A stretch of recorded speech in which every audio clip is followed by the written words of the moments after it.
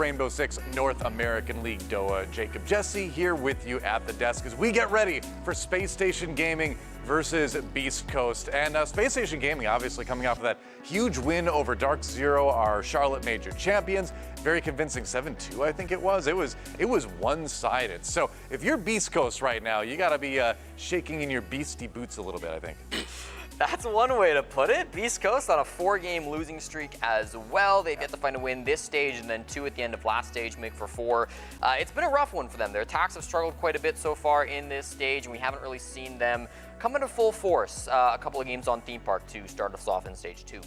Looking for anything for them to kind of get into where we thought they might be in top 5 contention, because they were for a little bit of last stage, which made things super interesting. But I'm wondering now if they somehow get into a 3-game skid, if they truly can get up again, because it's a team that has a lot of potential. We keep on mentioning it, but now they've got VODs on them. They don't have the element of surprise, and so far they don't have any wins to show for this stage either. Potential is like the dirtiest word in sports. Which is why I don't want to use it. It means so much, but simultaneously means so little, right? Right. It's only the possibility of talent, right? And that's a thing. I feel like we see so many players and teams across not just esports, but any sport, right?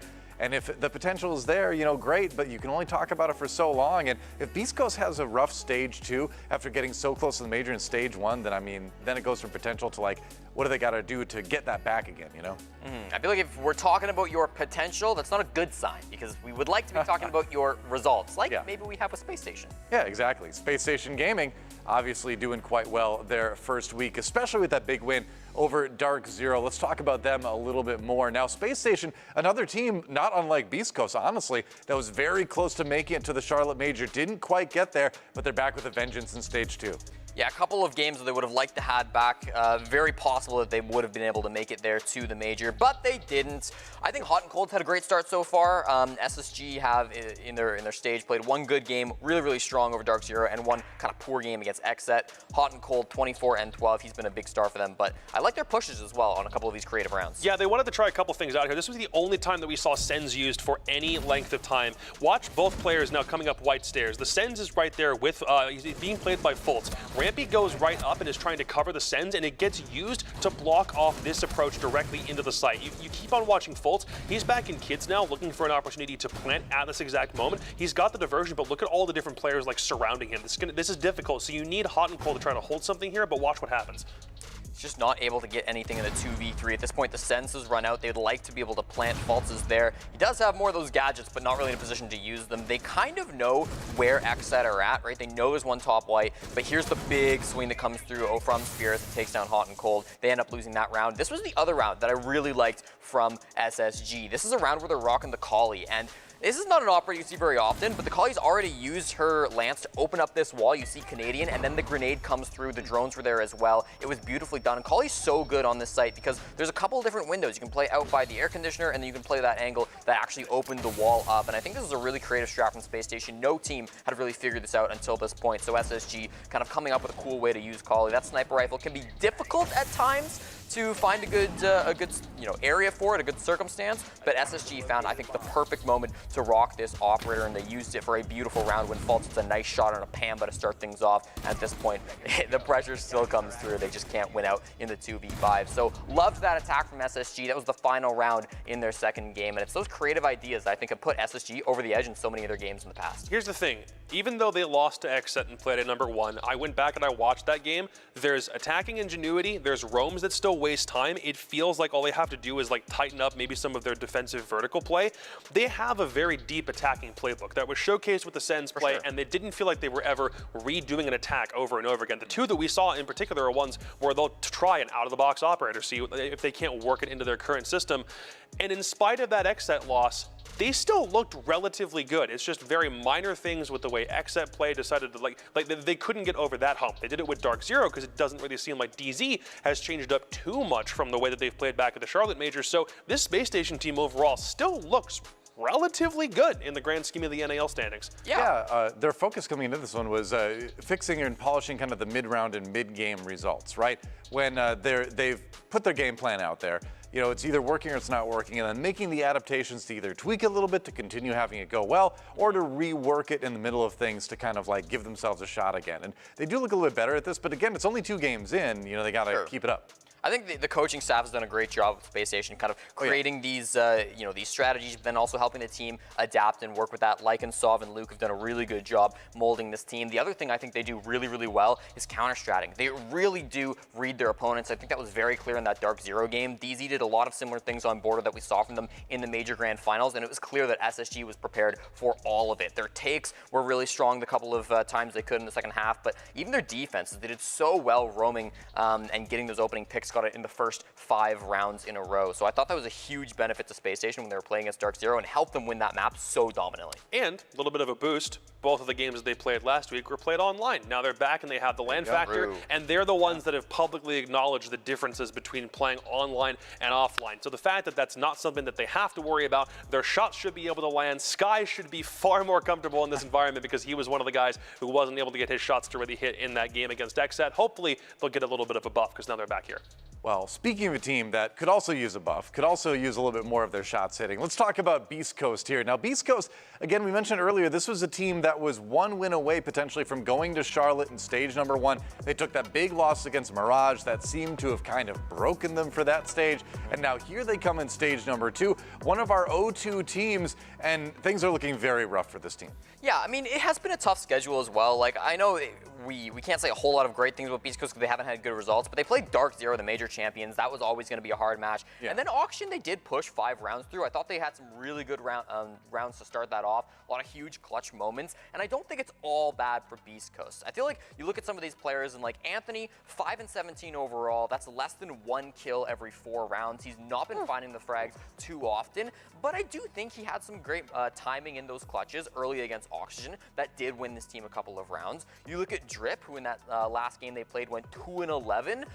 Most deaths and least kills overall in that server, but I still feel like he was doing a great job feeding that information to his team, pinging out some players for the squad so they could clutch up, and still was providing to that information game. And then Sweater as well, a player 2 and 7 on entry, most opening deaths in the league, but when he survives, he gets a ton of kills. So although the players do have a lot of negatives and a lot of things that they need to work through, I think there are positives that shine through. I'd say the biggest problem to find an area to criticize Beast Coast on is that they've only played 1 map so far. They played Theme Park twice in both the games from yesterday, and if they had lost on 2 separate ones and maybe it was in like a similar way, I'd have a lot more questions. But here, it's a lot more defined. They lost both of those games in similar ways. Like their roam challenges sometimes took a lot to get going. Like sometimes they'd challenge on like 1 spot or 1 doorway, and they wouldn't fall back much after shooting drones. Round 4 in that game, specifically against Dark Zero, is like the only time where it went well, where it felt like they were backtracking into each individual different room. They're doing a really good job of reading the entry because Sweater is still in these entry engagements over and over again, so they understand where attackers are entering a building from, but when it comes to actually responding to it and making something worthwhile... are those cat ears? All right. He's not you the know, one who's kidding. There was a famous League He Legends successfully team. made me lose my entire train of thought. There was a Congratulations, famous Sweater. League team called the Rocks Tigers who were known for wearing like cat ears and rabbit ears in their matches for a while until OGN made them stop, and it worked well for them. They did very well in the booth. So, you know, the thing is, maybe that's the key here too. Beast Coast have famously a player who calls himself Don't Kitten say it. No, on the team. You didn't have to say it. It's not that one, but I guess they're spreading the kitten power around. Sure. I mean, it's the beast part, right? This is where the beast and Beast Coast comes okay, in. sure, Yeah. I'm down. Trying to unleash the beast fully. But let's find out what map it is going to be potentially unleashed on. It's time to see the picks and bans.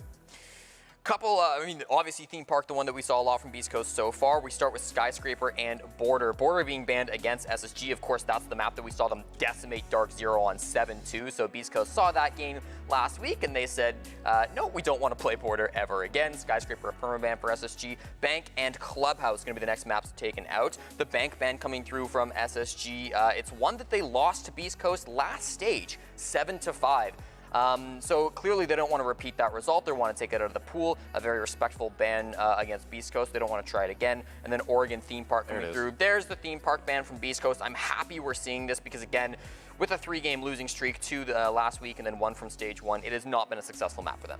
So these last couple here are maps that we've not seen either team play in a considerable amount of time, which should make this one interesting. It's just a matter of which one we end up hitting for. It's Cafe, Villa, and Chalet as our last couple. Space Station in particular have not played Villa over the past 3 months. Exact same thing with Beast Coast on Cafe. So we're back on Chalet, which is a map that back when Beast Coast were still trying to figure things out last year, they would try over and over again. As far as Space Station is concerned, they've tried it once in the past 3 months, have yet to get anything substantial on it. So this is like a really, really old proving ground for both teams that you're also seeing here. Space Station will get attacking half on, so we'll see if they swing an advantage here early. Space Station Gaming a 3-map losing streak on Chalet, losing to MIBR and Na'Vi back at the 6th Invitational before coming home and dropping it to the Sonics on Playday 8. All right, well, there you go. We're going to Chalet. And so the question is now, what would the predictions be? I feel like this one's going to be a little bit easy to predict, but you never know. I mean, there is upset potential, of course. So Beast Coast can be explosive. The question is, will they explode the other team or themselves? That seems to be kind of the point of contention this stage. But let's find out what our casters think first. Blue and Stokes are sitting by, not standing by. They get to sit at their desk, which is kind of nice. You comfortable over there? Very. All right, that's good. You comfortable with your picks as well? I'm going to come yoink that chair so I have a bar stool back here.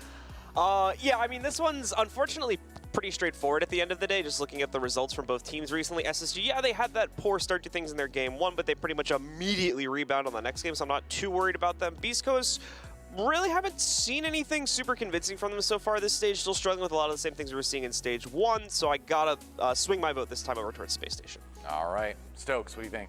I got to throw my dart towards Space Station as well. I think they're looking too solid after that border game, and really, I don't think Beast Coast is going to be able to take anything away from them inside of this matchup, so fairly straightforward affair.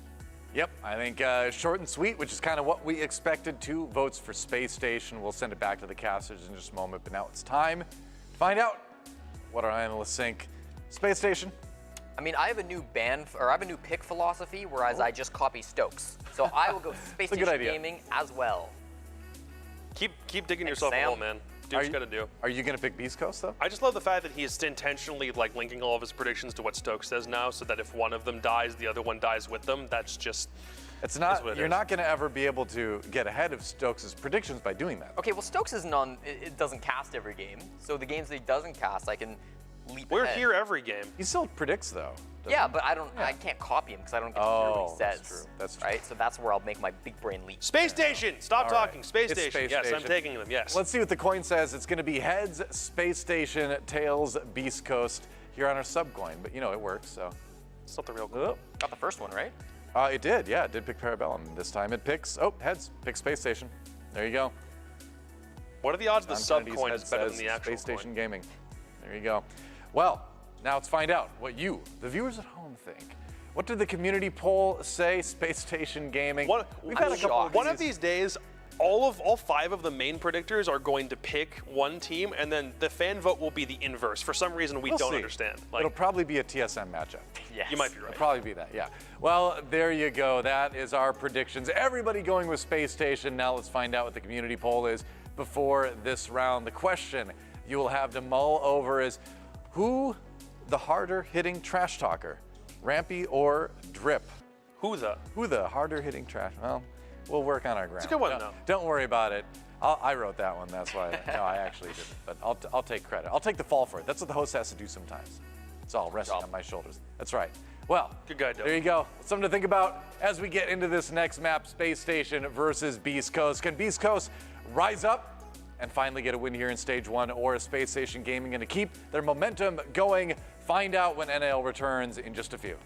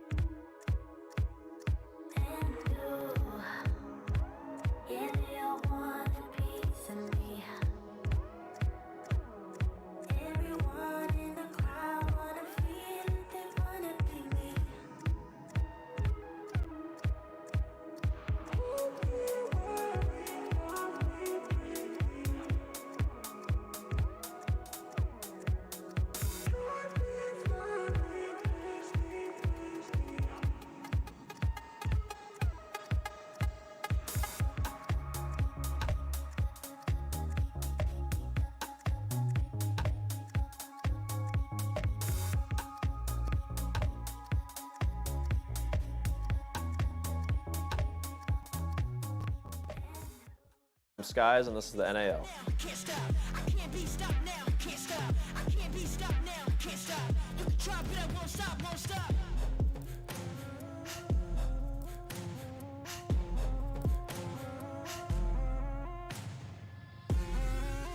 I can't stop. I can't stop. I can't stop. You can try, but I won't stop, won't stop.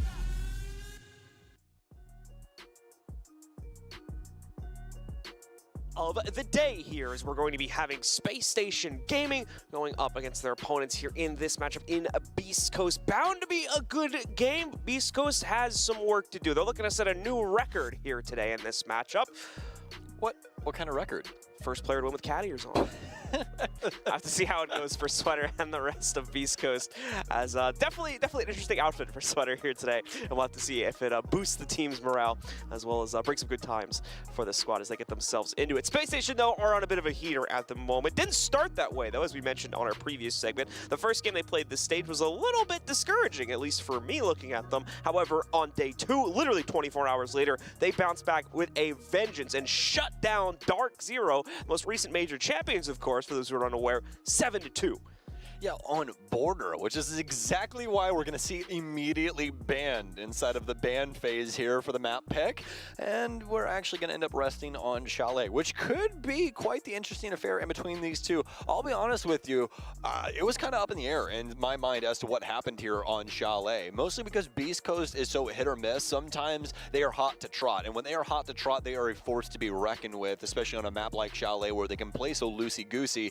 We'll have to see what Space Station can potentially do. Extremely dominant last week when it came to some of the close quarters fights, as well as the overall strategy that they had on the defensive end and what was in store for Dark Zero.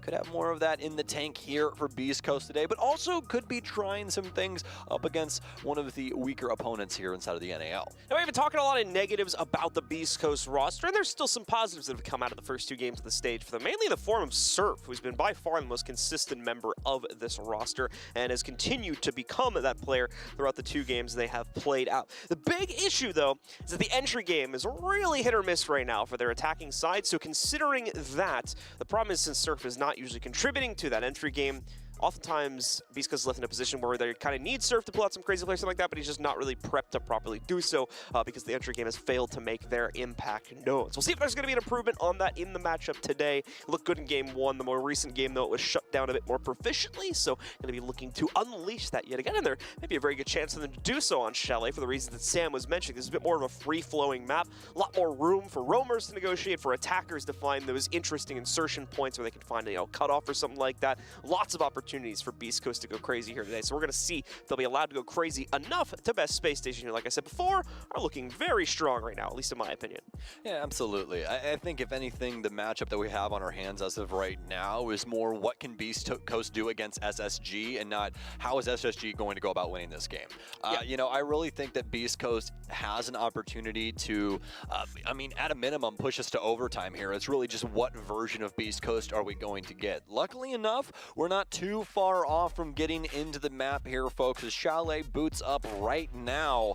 Beast Coast versus Space Station Gaming in a beautiful wintry snowland here inside of the mountains. It's bound to be a pretty strong affair for both of these squads. Hopefully, we get the greatest form of Beast Coast that we've seen so far here inside of the NAL for Stage 2. If not, SSG more than likely taking this, but it all starts inside of the ban phase. What is Beast Coast looking to get rid of? It's going to be the Nook. We've seen just how influential she can be on maps like Chalet, so no wonder she will be removed. Yep, so she's going to be knocked out initially. Second ban coming up pretty much right away, and that's a fun one from SSG. They're going to knock out Twitch. We have been seeing a lot of Twitch picks to kind of bolster the entry game to an extent. They're on that F2. And let's be honest, the drone's been getting quite a bit of useful play here, being able to knock out a few pieces of utility, so we are going to see that knocked out. Not for the drone, but definitely for the kind of comfortability factor that a lot of players will have on it. Valkyrie will be kind of similar, but her utility is actually way more universally useful, even with the nerfs that were thrown onto her a few months ago, so she's going to be removed. And Azami, obviously the newest operator on the block, still way too powerful to be managed in a lot of situations, especially here because of how it can bolster that library extension we see defenders often go towards, so she's going to be yeeted out as well. Yeah, when Newers was talking about her inside of week 1, and he said it inside of his interview that she's probably going to be the most banned defender now, he was not lying. Oh, that was not a joke. That was not a, oh, haha, it was the new operator is kind of crazy. It was basically like she either becomes Smoke, where teams are like always picking her in most situations, or she becomes like Mira, where she's banned out 90% of the time, pretty much. Yeah, and it's going to present a pretty interesting wrinkle for the defensive side meta overall for a lot of these maps. Because if you end up banning Azami, it leaves open something that everyone has been banning for, I'm not even joking, probably 5 years. The entire time that the ban phase has been out, Mira has been the most banned defender every single year. Every year, there has not been a single time where Mira was not the most banned defender. So now we're at this weird moment where we could see Mira starting to work her way back into these plays a lot more on the defensive end, which could open up a lot of different ways to play these maps. Chalet, obviously one where we see Mira quite often when it comes to her play whenever she's open. Not going to be around the very first defensive setup, but definitely something to notate while you're watching Siege throughout the next couple of months and so on. So now for Space Station, they will be out and about. Most of the teams starting off on the east side, just trying to take Ego Balcony and start setting up for this top floor execute.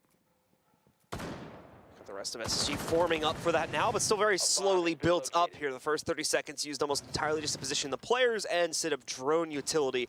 Looks like it might be a quick swing afterwards, though, as Houghton is actually going to be throwing a few of the Candelas onto the inside of their first entry point. They'll use this to swing forward quite aggressively. It'll work out to a good extent here. Bosco will take a little bit of damage, but nothing to worry about in the long run of things. As they do have the Finka, so they can pretty quickly bolster his HP back up to nearly full or at full itself. Surf is going to try to line up a flank for himself. You can notice from the silhouettes, there's going to be a member of Beast Coast potentially trying to get into the way of that. So Surf will not have an easy time progressing towards that, just like how SSG is going to have a much more difficult time moving their attack further beyond past the point it's at right now. They've taken the top-down control, but they now need to make that transition onto the first floor. Big issue now, Beast Coast has no way to fend off any of this top take. Both Nitro cells are out. Only way they can potentially do this is hitting some nice shots, and Sweater will lead us off. So he'll take down Skies. That's going to be the sledge gun, and also the drone starting to get eaten up by Beast Coast as well. But luckily enough for SSG, they already have a very, very big part of this puzzle. Bosco will take down Slash as well, so at least get the equalizer to continue to try and hold this flank and work their verticality. Still plenty of time left in this round for both of these squads. Beast Coast only starting to shoot back though, as they'll claim yet another life, but it's been the equalizer yet again for Space Station as they continually find these bodies. It's getting whipped back and forth across this map. Space Station trying to find a different entry point. It looks like they want to try and adjust down to Big Garage and try and work their way up West Main. Rampy's going to hit a big nade though. He's going to take down Drip, and that's going to leave Surf and Sweater, who should be dead at a moment's notice, last alive here inside of this situation. That's going to be a free Sweater. It's going to be down to Surf inside of a 3 versus 1, which SSG will handle quite quickly. It's going to be a Space Station round here on Chalet. So Space Station able to negotiate the initial control needed here to get themselves onto the board off of the rip. They'll take control of the 1-0 advantage for themselves. Where will Beast Coast try to take it, though? Do they stay in the same neighborhood? Do they attempt to try and go for the same site play back down on the first floor, or are they going to shift? It looks like it'll be the latter of those two, as we do have a basement pick being flirted with at the moment while we get through the pick phase. Yes, indeed. Not too much of a change up here from Space Station, and why would you? You basically have the entire toolkit along for the ride in every capacity to try and get your way into sight. The big thing about Space Station's setup here is Hibana. You might want to end up changing out that hard breach. We might see that come through as Skies is going to bring the buck. Got the secondary hard breach here as well, and that's what I wanted to see. I wanted to see that thermite coming in. We're not dealing with hatches here, folks. We're dealing with walls, and that's way, way more of a job for thermite than it is for Hibana, our hatch queen. As well, it's for a bunch of different reasons. Obviously, the hole that Hibana makes isn't very large, and secondly, she's got the longest fuse time out of all of the hard breachers. Thermite having the shortest one and also making the largest hole, so definitely want to try and go with him so they can get some more presence on site and don't have to deal with those tiny little X-Kairos. Just bringing some more things along for the ride in order to assist. Instead of bringing the secondary hard breach for Skies, they brought additional burn for him, and they brought in hot and cold on the Maverick just to make sure that no matter what happens, they at least have some form of an angle into the actual site through these reinforcements. SSG still keeping their reputation alive of being the team that probably still making the most active use out of the repick there, especially with that most recent play. We saw to repick all 4 out of 5 operators that would except Rampy because he's on Finka, and that kind of goes without saying why you want to leave a Finka in your roster at this point. Rampy, though, still going to be slow to clear things out on the inside of the car garage, just watching out to make sure there's not going to be any top-downs thrown out against him. Anthony as well will still be venturing around the map at this point, too. to try and see if he can catch some early hop-ins through Solarium or another part of this map, but not to be found. And he'll eventually fall back through the hatch and take up basement positioning also. It's going to be practically the first minute off the board. We're still going to have Sweater on an extended hold upstairs inside of Master. I don't know if he has any impacts on hand at the current moment. No, he's got Bulletproof instead, so he won't be able to utilize the Master hatch to get down towards Kitchen and try and drop off that way. I'll have to try and take more of a straightforward avenue. Frag grenades out, Exothermic down, and a big hole coming right up here for the Thermite. As Fultz is already set up with the Osa, but unfortunately enough, Drips on top of it. He'll be able to get rid of the initial exothermic charge, making things a little bit more complex here for SSG. Serve potentially looking for the swing here. That's that M590 out, getting dangerously close to this door at the current moment. You can see how SSG is trying to rest on their morals at the current moment. Be a stun in, Exothermic out yet again, but the Electro Claw, nobody watching to make sure that this won't happen yet again. And Drip, with the exact same Electro Claw as previously, eats up that second charge, and now SSG are dead in the water.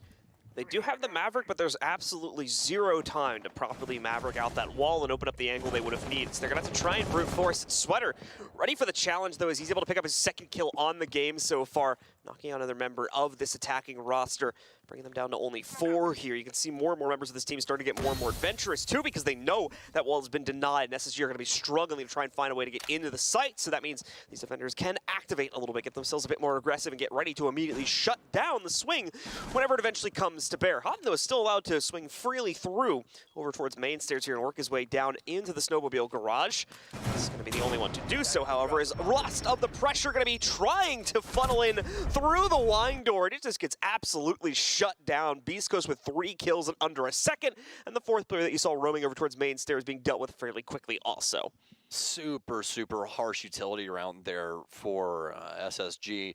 Big thing there being they only have 2 frag grenades when it comes to that side of the map. They had the option to try and bring more on the Maverick, but that wasn't Houghton's job. Houghton's job was to torch up the snowmobile garage and try and hold angles so that they can't rotate out of Winestock or Connector, or even try and come down blue depending on which angle he's holding at the current moment. But he brought Claymores that round to make sure that nobody could jump out on any of the windows upstairs. You know, think things like library balcony or the balcony directly above the garage. All that's very dangerous for somebody playing by themselves over there, so you really can't get on Houghton for playing out his situation over there properly. It was just down to Spacestation not bringing enough utility and just not utilizing things in quick enough succession to actually get past that Electro Claw. It was very well utilized by Drip, I do believe, if I'm remembering correctly, to actually end up locking up that wall twice in a row, because Spacestation just didn't have the utility to try and fend that off. It was very unfortunate, but I mean, sometimes it just comes down to simply a utility play that can work out for you for the rest of the round, and that's what happens to Beast Coast there as they pick up their first. Attackers are moving. So Beast Coast looking to try and push their advantage one step further. We'll go back to that very same site they played into back in round number 1. It is going to be the kitchen hold for them on this 3rd round for SSG. They're not going to bring anything too crazy to change things up, although there are some slight adjustments. Fultz, for instance, bringing the Flores drone in to possibly deal with some of that deeper baked utility a bit more quickly. And aside from that, we've also got the Nomad, which I think is making a new appearance here for the first time on SSG's roster. Houghton will bring that into the fold, and we'll see how that mitigation will potentially help SSG as they try to clear their way down onto the first floor. Won't help them in the entry game, though, and won't actually help them throughout the rest of this round. The Nomad will be lost right off the bat. Hot and Cold goes down to a member of Beast Coast. Sweater keeps fragging like this. I might have to get some cat ears of my own. own. And he gets the double. Oh my! It's got to be the collar or something. It's just it's like +5 to luck, I'm sure. Truly incredible stuff that we're witnessing at the current moment as Kitten, aka Sweater, is dismantling Space Station Gaming single-handedly. 5-1. Skies will take down Slash. Still a 2 versus 4 at the end of the day. Well, this is going to be a hard storyline to describe if we end up with Sweater continuing to dominate throughout this game, but we'll follow it regardless. The Kitteners seem to have powers. We just have to see how far they will take the members of Beast Coast inside of this game. Skies now looking to try and catch a few rotations on the back end closer towards Bathroom and Solarium, but won't be able to find it. Looks like Beast Coast have given up positioning in that department if they're going to continue to fall back that way. So Skies will be free to put himself directly against this window now. More than likely hop in a moment, but what exactly will him and Bosco even be able to do, as they each need to pick up at least 2 kills here to make this round palatable for themselves. Guys will go for a bit of a Hail Mary nade, will be off the mark, attempts to quickly negotiate himself new positioning over by the old front door.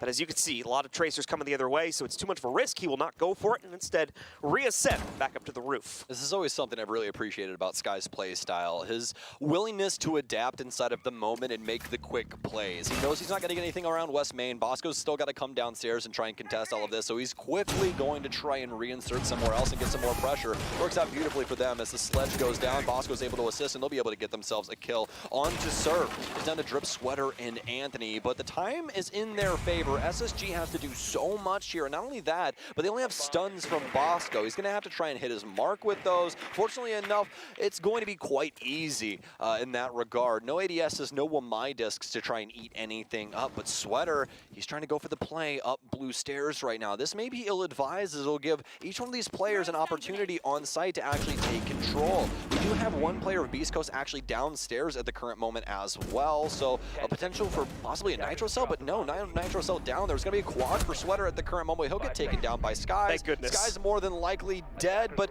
either way, it's going to be a quad kill and the lead for Beast Coast and Sweater. East Coast, nicely done there. Sweater goes huge, is able to shut down pretty much the entirety of the roster. A quad kill falling behind that is denied in his attempt to pick up the ace as Sky shuts him down, but still nearly gets the job done all on his lonesome. Beast Coast will have to respect his positioning throughout the rest of this half, and they'll look to try and make up for things now, with Beast Coast moving onwards to the upstairs hold next. Speaking of respecting things, I think SSG needs to respect Sweater at the current moment. He's playing like the newest member of the Thundercats. This is just incredible what he's been able to produce, especially in that last round. Huge Nitro Cell there. That was the highlight of that one. I mean, if SSG is able to pull a rabbit out of a hat, then maybe they get the round, but even then, you're asking for so much in a situation like that. For Beast Coast at the current moment, able to get quite a few rounds over on Space Station Gaming, and this is what we've seen from Space Station. They're very, very good at playing like the most forward version of Rainbow Six Siege. Like the most, you know, this is the line, this is how you're going to play this kind of situation. When things start to get out in kind of theory land, that's where SSG kind of starts losing a grip as to what's happening inside of these rounds, and some teams can surprise them. It's definitely not something that is detrimental to SSG. They can definitely deal with it, but anytime that we see them in a game like this, it's always very hard fought. Castle Barricade going to be pre-hit there a little bit just to allow for the defenders to more aggressively swing out from it should they need to. So that'll be played, I think, inside of that connecting room on stairs next to the bar site. So a lot of play potential showing up there for the Beast Coast player that'll sit behind it. That'll be Sweater more than likely trying to play from that position. He'll actually move away from it though, so he'll be taking up a different partition of the map. And in the meanwhile, we will continue to see the members of SSG also start to try and bout for their initial bit of library control here that Surf will attempt to get in the way. I'm not going to be alone either. I do believe he's got the one additional player supporting him from Connector, so we'll be keeping an eye on that as he tries to see if there's anything on repels or just in the corner of these windows to shoot at, but won't be finding it this early on in the round, unfortunately. SSG's made a couple of adjustments inside of their lineup as well. They're going to be bringing Zero now, just so they have some extra info on the flank. Also, a very unfortunate moment here for Surf. He'll actually end up getting taken down by the piano window as he's all the way up inside of the double of that area and just gets shot through the soft paneling. Fortunate enough for him, but SSG have gotten their first pick. They just need to work this out at the current moment. Should get these drones down on this mid-floor. Potentially watch out for Beast Coast flanks coming through as they try and reconcile with the situation. There it is.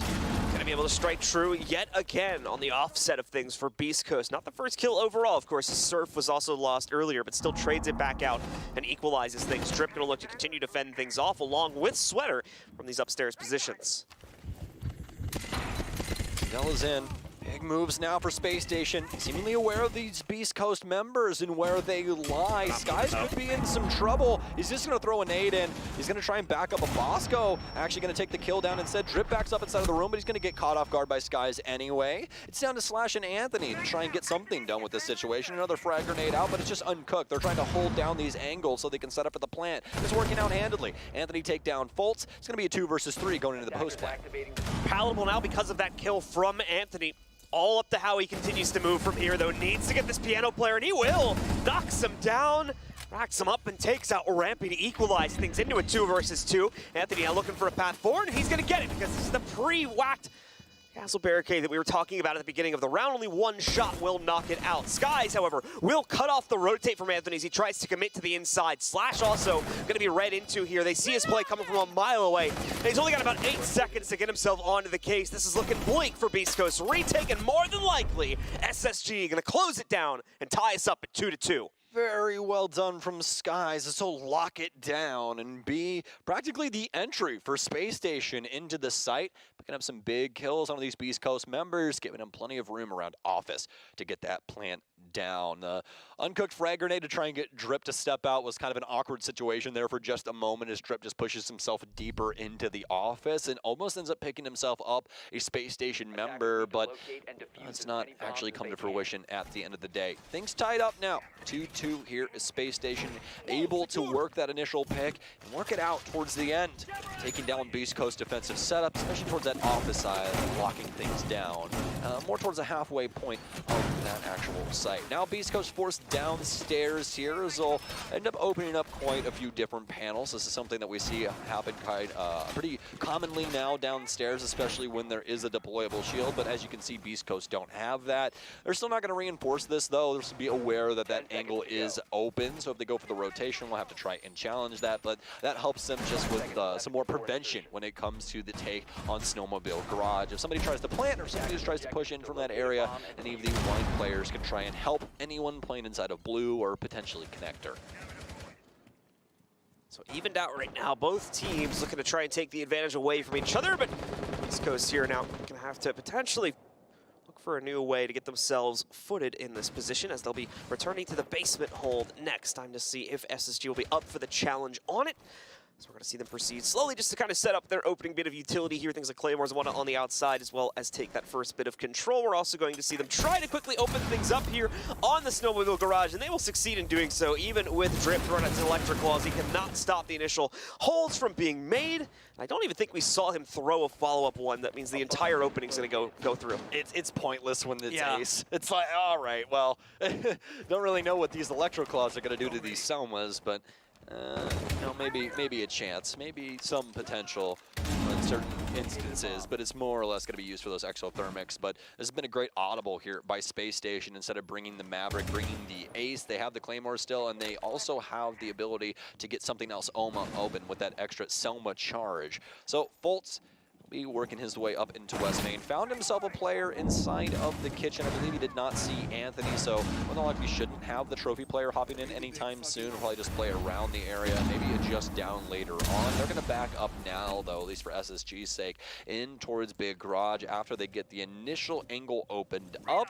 It's going to force Drip to choose a side when it comes to where he wants to play, and it should be, well, exactly where he's sitting right now, towards the back end of the wine stock. Bosco swinging himself forward with this drone here just to try and figure out where they need to focus up the utility at. He'll be ready to utilize it as soon as the moment arrives, but at the same time, they do need to try and get a nade in a proper position to knock at that mute jammer, otherwise the wall is not going to be open. Drip trying to fend off some of the counteraction coming in from that car garage, too, because the wall has been breached, and he'll nearly get it. Rampy brought down to about half of his HP, but Drip's not able to control the spray well enough to fully kill, and even worse, over peaks on the repeak, ends up going down to the player further down the hallway leading to car garage. Fultz will finish him off with a nade. Here comes a play from Anthony as he's got the cutoff, however. He'll stop the play from Bosco. Slash will also grab Rampy, and Sweater hops in for one more also, deleting out Fultz, leaving it all on Hotton and Skies, and Hot may not be in this fight for much longer either. He's been brought down super low. So really just Skies when it comes to aggressive plays. Need to make this happen now for SSG. And he's get himself off to a good start by eliminating Anthony. Oh, well, Hot and Cold has a bead on at least one player. Skies is inside of sight, and he could potentially work this out. Houghton just has to be the supporting unit here and try and apply pressure when he can on such a low amount of HP. It's got to be Skies to try and pick this up. Slash will be able to trade things out. Oh no! The panic knife and a kill for Beast Coast comes through as they'll claim the lead yet again here. Not much, unfortunately, they were going to be able to do as they were off on the island in the middle of the site regardless. So ends up just kind of knifing out of frustration more than anything to an extent. Beast Coast will take the lead as a result of that. But can they keep it? That's been the question now, as SSG and Beast Coast have been teeter-tottering back and forth for a few rounds here. So onward onto the kitchen and dining room next for Beast Coast as they try to control yet another round that would lock in the advantage for them at halftime, which is coming up, of course, right after this round. SSG want to stop that and try to get the even 3-3. So let's take a peek and find out who will come out on top. Super unfortunate situation there for Space Station. I really feel as though Skies did not get enough done on that verticality. It seemed like there was only one potential kill that came from Skies, and I don't even think that did come through the verticality at all. I think that came when he actually entered onto site. So it just begs the question as to what the buck is being utilized for here, because obviously it is being used on that mid floor, but Beast Coast either playing around it extremely well, or Skies not able to find any value in that positioning. And really, either way you look at it, it's very unfortunate for Space Station because Beast Coast were able to handle the one front assault extremely well. Hot and Cold really wasn't that active when it came to the garage play, mostly because there really wasn't that many Beast Coast members around there, and when he did end up taking that first fight, he's immediately down to 1 HP. So past that moment, it's like, really, what else can you do? I mean, he does get that kill, but still you have Skies inside of that clutch situation after Beast Coast already got so much done working that back end and taking care of the take from Space Station through the big garage. SSG looking for a quick hop in here towards Library. It's undefended this time by Beast Coast, so it'll be an easy task to get themselves inside. Oh yeah, it did actually for the first time. I like kind of just discount glass picks whenever I tend to see them now because they almost always get repicked, but Sky's gonna surprise us and actually bring one to bear here to get those more aggressive crosses going, at least on the upstairs clear. Defend off some of that pressure from Beast Coast. And we'll have to see if they respect that or potentially try to challenge it directly. So we've already got Hotton with a nice angle lined up there into the site connector versus Slash. Is nearly able to take him down, but he notices it just in time. Is able to back away to save about half of his HP. Surf can't say the same for him as he also gets encroached upon, but is not going to be able to make himself get out of there with anywhere near the amount of HP that Slash did. He'll just have about 10 to 15 to play with for the rest of this round. You can see Slash trying to get back some of this damage that he lost here, trying to throw out some bullets here or there, but just nothing being gifted to him at this point by the SSG camp. Taking their sweet, sweet time. Lots of damage off onto the Beast Coast members, but at least half the round now starting to dwindle away. That won't be a shot from Skies. No, that's going to be the LMG. Well, actually, no, I take it back. It is a shot from Skies, but I believe that was with the bearing there through the smoke instead. Pretty incredulous if you ask me. You have a gun that looks through that. You didn't have to do him like that there, Skies, but he's still going to be able to pick up Slash. Obviously, Surf still down on very low HP, and SSG trying to mitigate the damage dealt to themselves as Beast Coast is still trying to work their way back into this round. Still have a very solid site setup that SSG hasn't begun dealing with just yet. Bosco almost making a pretty big mistake there. Could have wasted some time dropping down that hatch, but fortunately enough, he will end up moving to the side. That's something that could come back to bite them later on if that did end up happening, but fortunately enough, not the case. So Rampy's going to nade over, make sure this wall's clear. Bosco will get this open, and now we're going to start looking for a plant inside of dining. But what can Beast Coast do about this? They still have a nitro cell here, all of Anthony's smokes, and the big player, Drip, with the yokai drones that Bolts will be tasked with trying to find. Skies with the support here. Needs to keep himself mobile, of course, to be able to keep the properties of this scope alive that allow him to see through the smoke. And you can see him as he steps away. He loses that fairly quickly. Bosco still waiting for an appropriate opportunity to get himself forward. There's the first target for Skies. He's going to strike true upon it. Rampy able to steal a second kill away from this roster. Also, the Nitro's out, and it's going to sing, however, too late, as the plant has already gone down onto the ground. And Surf and Anthony already damaged from this rifle being played at the moment by Skies. They're going to try and find some way to push forward and retake this site, but it's just so tough to do so with that sniper staring down nearly every single angle. Surf realizes where it is, realizes he's got a player close to him, but the shotgun just not working out. Similarly to the SMG-11 here, can't make anything happen, and Hot and Cold will get the final bullet in to lock in that third round for their squad. It's a Space Station firing squad there at the very end of the round to take them down and tie things up 3-3. Pretty bombastic side there for Sweater, but still end up on equal sides here. 3-3. and Beast Coast entering the offense, this is where things are going to switch up quite a bit. Chalet has tended to be kind of a teeter-totter for teams, where it's really just dependent as to who's playing against each other and kind of the flavor of the day, right? Sometimes it's defender-sided, sometimes it's offender-sided. I think that this is really going to give us more of a look into that when it comes to this second half here. Can SSG be dominant when it comes to this defensive setup? They're going to be starting things off in bar gaming and opening up quite a few different avenues for them to try and enact themselves upon Beast Coast later on in the round.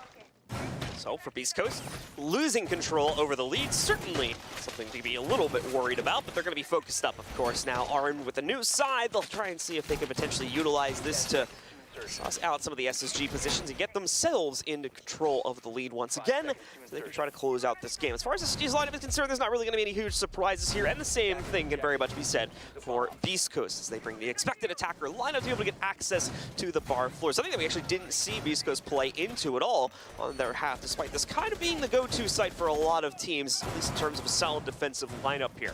So SSG will put all the emphasis onto the library hold as usual, and then have fallback set up for their other players to circle back into the site should things go awry in the opening 2 minutes of play. We can see SSG really wants to get into it quite early here. They're pushing themselves towards the northern side, at least for Rampy's sake, with Skies trying to hold back and make sure that if they do have to fall back, there's nothing that's going to happen to them. Instead, Rampy's going to use that mid-floor, and Skies is going to end up popping himself a nice hole here, but unfortunate on the panel that ended up breaking. Won't be able to get the angle that he wanted on that windowsill, so he's going to drop off instead, as this position more than likely known to these outside players, and it surely will be, as we see some things starting to be utilized over on that side. But at second glance, it's actually over on the library balcony instead, as they'll be hounding onto Fultz's position. But the good news for him, got some ADSs and also has some time to kill for this Beast Coast offense. Fultz putting himself back here, waiting for the challenge to hop through. Gonna also try to crouch forward, though, for the relative safety of what lies down below. This direct challenge is gonna be a little bit too risky, I think, for him to try and take against the Beast Coast roster. Away from that, Anthony is going to be able to move a few of these Rotero drones in to try to take out some utility. Default cam, or rather bulletproof cam, I should say, on the wall here. Going to be knocked out first by these drones, and he'll continue to see what other goodies potentially await him as he sneaks these deeper and deeper into the SSG setup. Still over a minute to go as well, so plenty, and I emphasize, plenty of time for the Beast Coast players to set themselves up appropriately. Yeah, this has not been a bad offense so far. I think the big thing so far is that SSG has been able to stand in the way of quite a few different things, especially with the position of Fultz now, because we saw him drop off. They wasted all the utility on that spot, and now he's reclaimed it. They're going to have to try and reburn and get some nades in here to try and help out. Fultz is still alive. I don't know if he knows that somebody's hopped in, but I do believe Houghton, yes indeed, was the player inside of Library Small, so he took out Surf. And Beast Coast are now essentially boxed out of most of the map. There's really nothing that they can do here. They're out of frag grenades, and they're out of time, frankly, John. They have one Rotero drone to try and misposition one of these Space Station members, but they simply need to sit here and just not overswing. Anthony's going to try and work his way in. You can see the Beast Coast members trying to potentially get something here. Oh, Skies. I don't think that he knows that the Flores has actually worked their way in, but fortunately enough for them, Skies actually will be able to take down Anthony, but the site player is the big piece of the puzzle here for Space Station, taking down the Flores. Sweater trying to swing into blue stairs, ill-advised. It's all down to Slash now, as he'll be able to take down Houghton, but what's it worth at the end of the day when Skies is able to kill him too? Space Station Gaming take the lead on defense. Yeah, unfortunately, there's just way too much of a reliance on the entry game for Beast Coast. They needed that to be able to get themselves inside, establish proper positioning, and they could never really find that across the map, especially in the core areas that they needed to then swing into to be able to get map control, like a library and any of the areas down below surrounding the site. Just really failed to be able to line up appropriate angles, so just kind of waited out the time, hoping that a member of SSG would eventually over-peak from those positions, but it just never happened. SSG are well too trained of a team to fall into a mistake like that, and as a result, Beast Coast are just forced into an execute due to a lack of time, and it goes the way you would expect. Absolutely. I mean, Beast Coast just not really bullheading their way through a singular part of the map. They were trying to deal with the whole pie at one time. Yeah. And that's a little bit too much to deal with, especially with a setup like Space Station was going for. We have the initial time delay over by Solarium. They drop back. Beast Coast starts trying to mess with Library. They mess around with Foltz. Foltz drops into sight, dropping back again, wasting more time. They don't take Library control when they are in a man-up situation. And then eventually when they do try to take it, they're back in the same situation they were previously with Foltz inside of Library. It was just all for naught really at the end of the day. They tried to find some gaps, but Space Station Gaming had sealed up everything that Beast Coast was concerning themselves with. So SSG going to look to do the same exact thing again. No real need to change up their main core part of the strategy, at least. Even with the site change coming into the fold here, they're of course going to move over towards the kitchen site now. Still need to commit themselves, however, just much to a lessened extent to the Library hold. You're going to see immediately players like Drip and Slash try to work their way past the hold inside of here and get some control going for themselves. But it'll be difficult to do so because of the direct confrontation coming out from SSG. Drip's drone will confirm that we do indeed have that resistance set up from Bosco, as well as Houghton, closer to the actual Library extension, but still, this is the same problem that Beast Coast faced in the last round. What are they actually going to do about it is the follow-up question. At the moment, we haven't really seen any solid strategy to make up for it, so we're going to have to wait and see exactly how they try to flush these players out rather than just getting intel on them.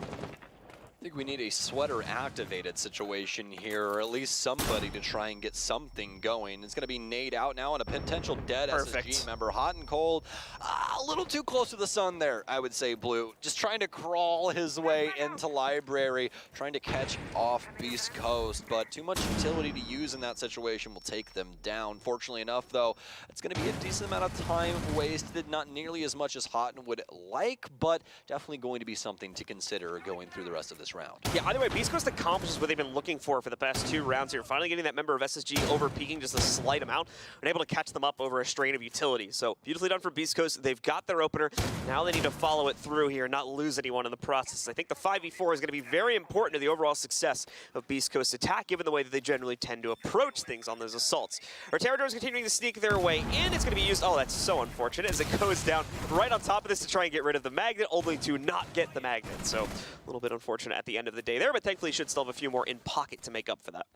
Yes, indeed. Not only that, but they've been able to at least stave off any more eliminations for the defensive end. And speaking of eliminations, guys, he'll be able to at least get one. Sweater will come to bear with one as well of his own as well, excuse me, as Beast Coast will at least be able to hold on to this man advantage. But this timer, this is where things become very, very problematic. The drone economy for Beast Coast injured at the current moment, and still some utility to use from SSG, but it's not being used extremely well at the current moment as all of the bodies are starting to leak. 20 seconds remain as Surf is going to work his way around towards the top of West Main. Rampy's actually going to jump outside and take the fight. Can't win it out initially. Back and forth they go. Sweater wins out one on site. It's a quad for him, and he won't be able to. Actually, he will. I take it all back. Sweater with an ace. And as I said earlier in the round, I think we just need something where Sweater gets activated, and it's going to be all 5 SSG members going his way,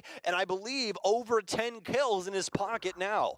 Yeah, he had a quad kill earlier on in the game as well, so with the 5 kills, and we assume the decent contribution beyond that absolutely should be in that neighborhood. Beautifully played by Sweater as he locks in this ace for his team here, as well as another round to tie us back up once again at a 4-4 scoreline. Does prompt the tactical timeout from Space Station, as they pretty much have to after a round like that. Things were going promisingly for them on the first round of this half, but now things are looking a little bit bleak there as we see Sweater able to bully his way past pretty much the entire defensive setup on his own. Yeah, this is one of those situations where you really want your teammates to be playing with each other, because you won't have a situation like what happened to Houghton there. You're allowed to do anything you want inside of any competitive game as long as you do it as a team. That's how it works. We didn't have a situation like that when it came to that library hold. Houghton thought he was going to be able to get past Beast Coast with something a little cheeky, but there's nobody home for Space Station if things go wrong, and that's exactly what happened. You gave them a foothold on the map, which is already extremely detrimental to a map like Chalet, which is offender-sided, and it just made it way too difficult for Space Station to try and come back in any sense of the term. Beast Coast has shut down everything when it comes to the flank watch. We see Skies try and come back with a flank of his own, but it's only a 1-for-1, and in a situation like they'd already been handed, that's not a positive thing. You're just losing more bodies in that, you know, in that way, and you're actually giving things over to the offense. You don't have nearly as many guns that try and hold down things on site now. You know, it's just very, very risky in a situation like they were presented, and it didn't end up working out for Space Station. But obviously, if Sweater isn't immediately on top of Library Stairs inside of that situation, they end up, or rather Skies ends up getting more than that 1K, or just getting that 1K and leaving, then it's a really big play. So, you know, it's just one of those moments where it could go back and forth. It's just super unfortunate for Skies in those circumstances. So SSG looking to try and lock back in control of the lead with another kitchen hold here. So they'll retry the very same site where things went awry for them on the previous round. BC was, of course, more likely just approach things in a very similar fashion, and indeed that's going to align itself quite well when you look at the operator lineup. You can see a flood of drones already working its way in through Library, and a much lessened number of players resisting this time for SSG. It's only Bosco in the neighborhood now, with almost zero utility inside of this Library defense also. So more of a just a kind of casual hold here where he'll immediately fall back should things get a little bit too dicey, like being droned out. So that'll prompt him to fall back further into Piano, and immediately Beast Coast will be able to take Piano control as a result of that. Well, Beast Coast taking their time with this opening minute, and it's worked out for them as they'll take down Fultz and Skies. It's going to be a double for Sweater again. Somebody stop this man. Turn off his monitor. Take off the cat ears. Sleeve. Take the cat ears. I mean, you might have to take the collar at this moment, too. They're just, it's too damn good for him. I don't know what is happening at the current moment. He's leveled up. Practically became a whole new Pokemon at this point. Just went through an evolution process in the last week. So much damage dealt to the last remaining SSG members as well, minus Bosco, as the Rotero drone will pop into his POV, and he'll take that down. But Beast Coast, they're coasting for sure through this opening moment for round 9. Half the round gone, still the remaining half, of course, for SSG to make up the difference, but it is going to be a tough task now, not just because of the numbers disadvantage, but look at the HP on Rampy, or at least what was the HP on Rampy, as well as Houghton down at 50%. Sweater gets another kill. He's truly going on a tear now, up to 17 already in the midst of the 9th round. So beautifully done here, just under a 2.0 KD, and now another player down. Bosco out for the count. Drip will be able to finish him off. Houghton will at least take down Surf, but Sweater with one more to lock in the 2.0 KD to finish off the round. If Sweater dusts SSG here on Chalet, I'm telling you, he is going to be showering with those ears and that collar on. They will never leave this man's head or neck. It's just going to be, anytime that he's walking, I feel, you know what? This is going to be like a very awkward introduction to Siege for like any new viewers from now on. Whenever we get a Beast Coast game, it's like, yeah, this is the guy that plays with the cat ears. He had a game a few months ago, you know, broke the kill record and everything. But he hasn't lost, so he doesn't take them off. No, I'm not jumping on it, right? Yeah. If it works, it works. Yeah, exactly. Just saying, he's making our jobs a lot harder more than anything. Oh, no, it's great. If anything, he's made our jobs easier. There's constant entertainment at all times. I just feel bad for his significant other if they never come off. That's the thing, you know? You just got to feel for him in that regard. But past that, though, Beast Coast, they're looking really, really solid right now, and it's really mostly due to what Sweater's been able to produce. But you got to remember, whenever you see a KD like this, it's a team effort at the end of the day. They're still getting the information, they're getting the hard tasks done, and Sweater is there getting these kills with this LMG exactly like he's supposed to. But don't get it twisted, he was doing this on defense as well. Beast Coast looking like the best forms of themselves at the current moment and looking to claim their very first victory here in the Stage 2 of the NAL. Beast Coast just 2 rounds away now from locking in the W here today, and a surprising one at that. Even just looking at our predictions, every single one of us, including you guys, you're not blameless in this either, you guys at home, you all picked Space Station for this one, or we all picked, I suppose is more appropriate, Space Station. So in the event that Beast Coast take control of this one, that will be a surprise to be sure. And We'll have to see if they can complete that task. Space Station, of course, much more active resistance since they're back onto the bar, of course, inside of that library spot that we've been talking endlessly about. Fultz even with a little bit of a lead in here with the broken wall, be able to spot out some of those window players should they try to hop in a bit prematurely. Of course, the usual position still being played by Houghton as well. Window opened up now for library. Open up on the roof, so they won't know that Sweater's around here, but they'll definitely be aware that the window's open, and they need to at least be aware of that. So Skies, I've seen the nade pouring through. It'll get eaten up by an ADS, as apparently those ADSs placed a little bit farther back to where the stuns wouldn't be able to do much. Drip will actually end up getting the frag. Drip to move in. He'll be taken down by Hot and Cold, though, as he'll bounce his... Whoa! What was that? Library! Sweater, what a read! He gets the audio from the window, John, and he pre-fires the rotation towards Piano. What a game sense on this man. 19-5 at the current moment, but they've bodied Space Station, and they've left them in a tizzy. Space Station has no idea what's going on at the current moment. They've been decimated time and time again. Slash sitting inside at the current moment as well, as Hot and Cold tries to battle back from the top floor. He'll take down Slash. It's a triple for him, and what a time for Houghton to show up. Houghton trying to bring it back from the brink here as it's down to a 2v2 now. Houghton still with upstairs control as well, so we can fend off Anthony or someone else from the Beast Coast roster should they try to go for the direct hop in through the window. Beast Coast do have intel on the downstairs hold from Skies. They're going to try and catch that here now as they move in. Star's position obviously going to be red due to the default that's been left alive. Skies, though, will be flashed out, but they can't see him. He's safe behind the bar here. Houghton as well will be able to kill the only other teammate upstairs, so it's now Surf versus Houghton to deny the ace. But Surf comes in clutch, and the round still goes to Beast Coast despite the heroics from Houghton. Incredible round from Beast Coast. Chalet seems to be their home as they are taking it to Space Station Gaming. A shot out of Sweater that we'll be talking about, I'm sure, for the remainder of this stage. I think we need the admin squad to check that collar for like a seismic device or something. Yeah. This is getting a little crazy with more Sweater right now. Can we actually, Sweater? Can we see the inside of this collar? Why is there a bunch of fours just on the inside of this? Mind if we cut this open real quick? Dude, they cut open the ears. There's just two motherboards inside of there. Like, he's actually just a cyborg. He's been using enhancements this entire time. Oh, all right, so getting ourselves into what could very well be the final round of play in this game. Beast Coast leading 6-4 at the moment over Space Station. Space Station bringing a few changes to their operator lineup. Also going to see them head back over towards the bedroom and office setup. This time, Thorn will be added to the lineup here for Rampy. Aside from that, though, things are staying very similar to what we've had on the previous sites. I can tell you this. I know for a fact that, I didn't get the best sleep last night. You didn't get the best sleep last night.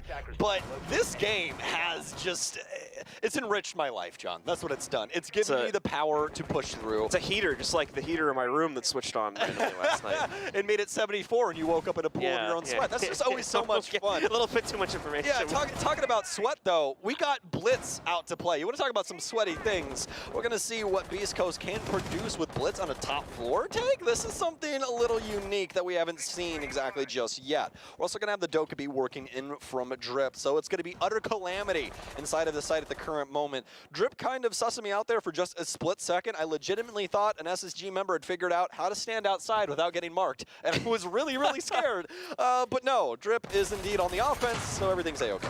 Yep, he's going to try to work his way in, though, through Ego over the next few moments. Skies ready for that challenge, of course, as you can see, so they will need some utility to flush him out, and we'll see something there, but he's going to get tripped up by it. It's a smoke, not a flash, nothing to worry about there. We'll start to unload the Alda as well, try and catch some of this action, but look, the play's coming from the outside. Instead, here comes the Blitz, however, thought the defenders were ready for it, but Slash gets one over against Fultz and is able to take him down with the pistol in hand. The Flash ready to go yet again here, so he can blitz his way forward, quite literally, into the site should he wish to do so. I think there's a few unknown factors waiting in Piano, though, so they probably want to wait for Sweater to get in a better position before they try to swing directly into that. Only half the round off the board, but already so much happening when it comes to this gameplay. Slash Dog will begin dipping these smokes in towards Piano, trying to break up some more angles, but he's gonna go down. Surf, though, he'll fire back with a kill of his own. Make it two as he just walks through sight. Practically Iron Man at the current moment. Not a single bullet headed his way, and wouldn't really matter. He seems so off to challenge this as Slash will get picked back up by Finka. Some shots out from Rampy, but Sweater will take down one. Rampy with one of his own. Can he get the second? He cannot. He'll run out of bullets. And Space Station, you've ran out of time. Beast Coast take it in regulation 7-5 for their very first dub of Stage 2. What an upset it is in the favor of Beast Coast, taking control over one of the most dominant teams here in North America. SSG bows down to the Kitten Hears from Sweater, as it apparently works this time for Beast Coast. They take control of a matchup. Sweater having himself an absolutely fantastic game as well, shutting it down with just under 20 kills. Ended up with 19 to end this game. No. 21. Oh, did he? Oh, that's right. He got two more at the end 6. there. Yeah, he got two more at the end there. That's true. I missed that. So 21-6 over, what was it, 7-4, right? So that would have been 11 rounds. So right over again, that 2.0 KD. Absolutely beautiful stuff from him. He was the only one as well. Surf coming in towards the end, those last 2 to 3 rounds. Some great contributions from him, too, to pick up the slack where it was needed for Beast Coast. What an insane game. This is something that Space Station's really going to have to go back and look at. You and I talked about this inside of some of the earlier rounds. The things that catch Space Station off guard are not regular competitive Siege gameplay. In fact, that's when they perform the best. It's when teams start to do unorthodox things and catch them off guard that Space Station gets systematically dismantled. That's what we saw here today, and hopefully our analyst desk has some more insight into this. But that's going to do it for John and I for Game 2. Do not touch that browser, folks. We'll be back with the analyst desk and an interview momentarily before Game 3.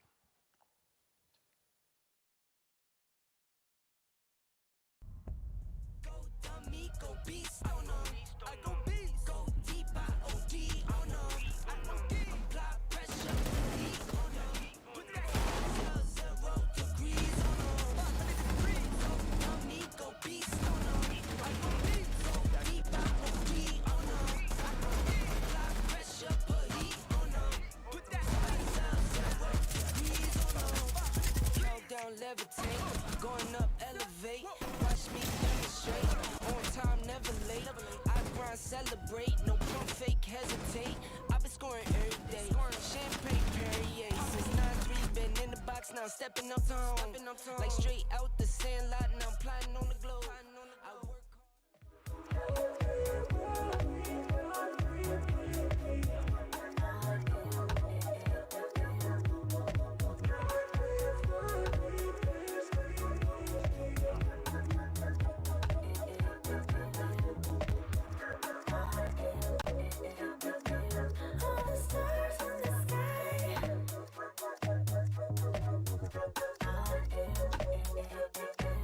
All the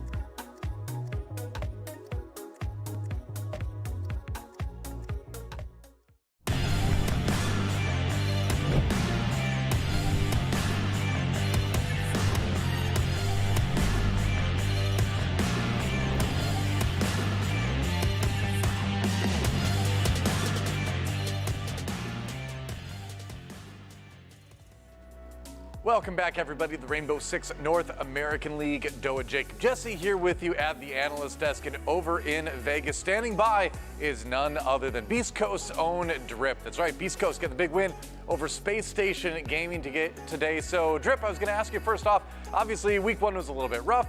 Week 2, you come in, you beat Space Station. Was it just Sweater, or what was it today that got you the win? I mean, we should have beat OXG. We were up 4-0. I played like a bum, and that happened. It's going to happen in Siege. I take responsibility for that loss, but we came back. We knew SSG, no matter how bad we play, no matter how bad I personally play, Skies is always so generous to give me 3 points every time I play him. Doesn't matter if he's on DZ or SSG. So, I mean, that's pretty much our strategy going into the game, is I'm on the team. Be a free win by default. Drip. There you go. I wanted to ask you about the man who went crazy today. I want to ask you about Sweater. Coming into this game, he had the most opening deaths of any player in the league. Today, obviously, that was not a problem. Was that something that you guys have been working on over the last week to try to make sure he can stay alive longer these rounds so he can frag, or was that just happened to work out better today? We kind of let him do him because you got to let the kitten off the leash. I'm sure you saw the collar. Yeah. The cat ears. We had to really power him up today, and he was just in a good mood, so we said, do whatever you want.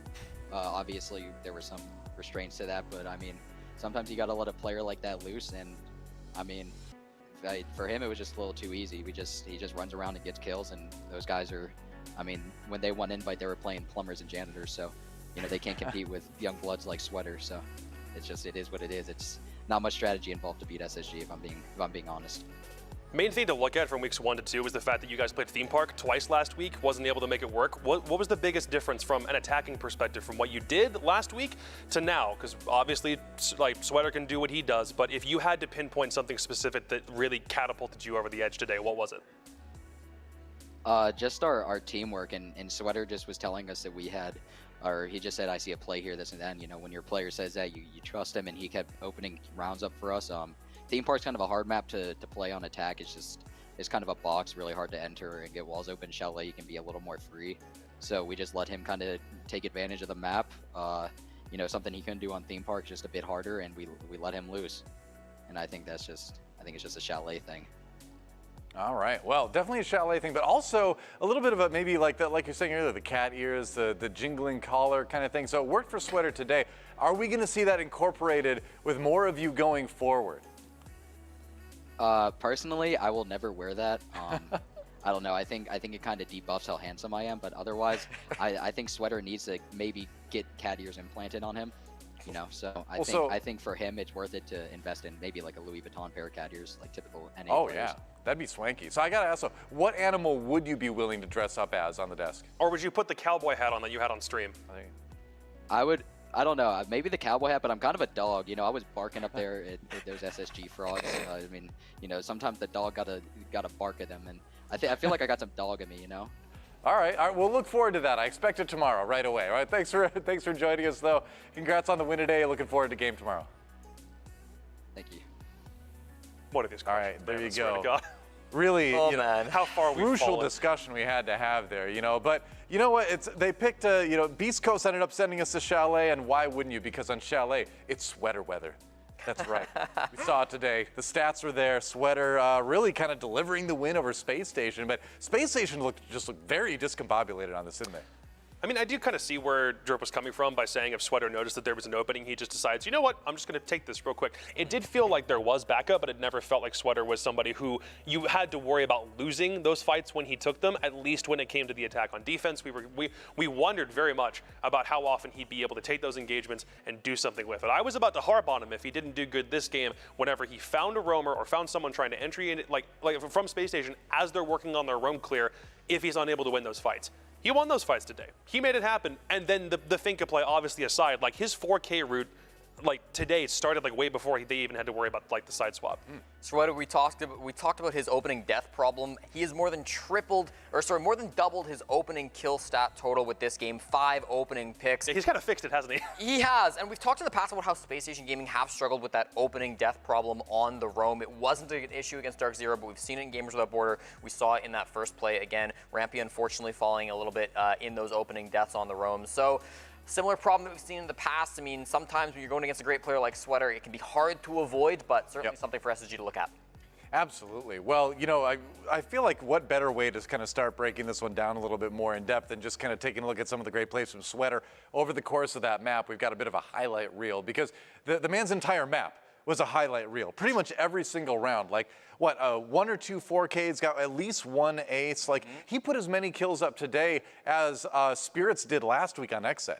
Yeah, I mean, 2 4Ks and an ace is pretty nice for Sweater to have. We'll see if we can run through some of these highlights back to back. It's really just a frag show. I mean, you love to see it from him. Of course, playing on some of these aggressive ops, those C4s I think were huge to start things off for him. That was a really great one. He finished off that round with some more frags.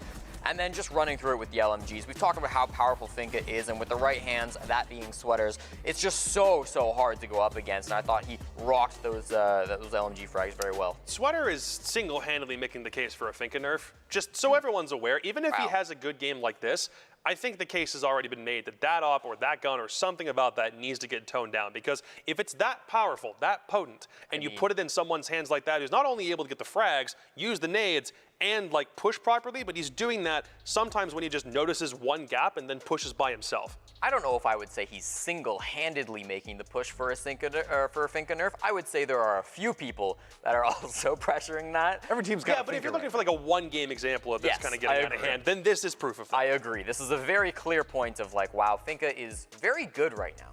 Yeah, I mean, in any FPS like this, like any sort of healing mechanic is going to be extremely strong already, especially if it even kind of works like a little bit of a resurrection mechanic from time to time, but then you add to that great weapons for the operator, definitely makes it strong. We saw it used in 2 different ways today, though, if you noticed. Gomez was using it for the battle medic idea because he was allowing Spirits, the guy who's primarily fragging, to be the one to play the Yana, to go in, find picks, worry about it. Took Spirits a little while to wake up today, but Gomez still wasn't at the forefront of the attack. This case, completely different story. Finka gets used, is always at the front lines, is the one who got 9 kills over the span of 2 straight kitchen attacks, obviously. But that's just showcasing, like, if you wanted one clear-cut, perfect example of what Finka does and why, if for some reason you don't ban her in your unranked games, then this was it. Yeah, there you go. So we've got another one to look at, but I think we're going to do some illustration with it. But before we get there, let's talk a little bit more about Beast Coast. Now, obviously, Sweater was doing great overall, but as a team, it seemed like the executes were better. Yeah, I definitely think so. I think overall, right, when they were going for those pushes, they were able to find a lot of great moments. Not just because of Sweater. Sweater got their first couple of attacks going, but then it felt like they had that momentum rolling. They had some cool ideas in there as well with the Blitz that was able to find a lot of success. So, yeah, I think they tried some cool strats, and they did that against Oxygen, too. They played out some of these, like, kind of weird operators, and it didn't work as well against OXG in their first, like, theme park game, but it worked great here. Certainly did. All right, we're ready. Let's check out round number 6. Now, this is one that we wanted to break down a little bit. Now, this was one that did go a little bit more it did go a little bit more in the favor of Space Station Gaming, but that's okay because they had some good rounds. And Jesse's it's time to break one down in detail. Yeah, Doa, well, we don't get to see Glaz too often. I thought this was a really cool attack by SSG. It's going to be one of the rounds that they were able to win. So let's break it down. It's going to be Skies, top fragger for Space Station, who's playing on the Glaz. And this is his first kill that he's going to be able to get. Now, watch everything that's happening here. This is a very tough position for Slash. Obviously, he's got Skies going through the window here, and he can see through the smoke, obviously, and he will be able to see Slash when he peeks around through this angle. But the bigger problem, and you can probably see it already, Bosco's got him on drone, and he's had him on this drone for so long. This drone's been here for about 60 seconds at this point, maybe not quite, but still a very long time, and Slash has not turned around. Makes it a relatively simple kill for Skies to get. He holds the angle, and as soon as Slash peeks out, there it goes. As soon as he's walking into that sight line, Skies is able to clean it up, walks forward with the new secondary, the Bearing 9, on the operator to secure the kill.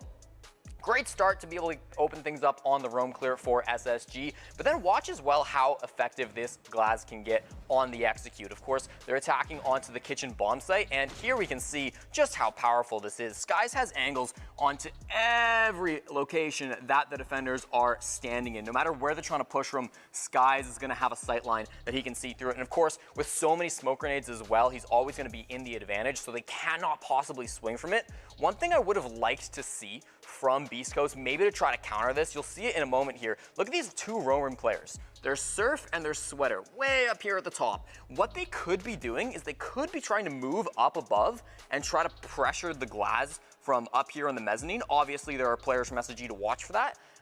They could also try to go like maybe through the basement if they can drop down the hatch, or if they can somehow otherwise get through the basement, come back up around with the staircase through Snowmobile Garage. Maybe you get behind the Glaz that way instead. But instead they just run at them. They take the direct head-on fight against the Glaz. They try to force this through. I like the Toxic Babes coming through. They don't quite hit Bosco. The C4 is a great idea from Surf. Seconds too late. So close to be able to stop this kit from going down, and at this point in the post plant, with the Glaz, with the numbers advantage, it's just too easy for Space Station Gaming to clear this one down. So a nice little pocket strap from Space Station. We've seen this from them time and time again. We highlighted it in the pre-show. We saw the Collie push in their second game, and we saw the Sens push in their first game. The Glaz push, I think, adding on to another really nice idea that Space Station Gaming were able to have in this matchup. Unfortunately, not enough, though, to take the game over Beast Coast in the end. Yep. I mean, Space Station attacks were nice, but Space Station defenses definitely leave something to be desired. So, I mean, yeah, we talked about the innovation. I feel like for some reason, in spite of the way the Space Station play, it's almost like for some reason they don't get as much credit as they should when it comes to sometimes the off operator pick. So when it works, it's great. When it doesn't work, you're left wondering kind of where they fumbled the bag. But it feels like every time so far this stage they've brought out like a weird op, it's almost worked every time, if not worked out right. Yeah, so Space Station's still feeling like a team that has a lot of good strategy around it, but just needs a little bit more polish in terms of, again, you know, adapting to those kind of surprising situations that come up. And no one's going to throw more stuff at you than Beast Coast is, right? They get the win today. Beast Coast taking down Space Station Gaming, but we still have 3 more maps to go here at the Rainbow Six North American League. It's unpredictable. It's wild. It's going to be fun. It's going to be TSM versus Oxygen when we come back. You do not want to miss that here on NAL in just a bit.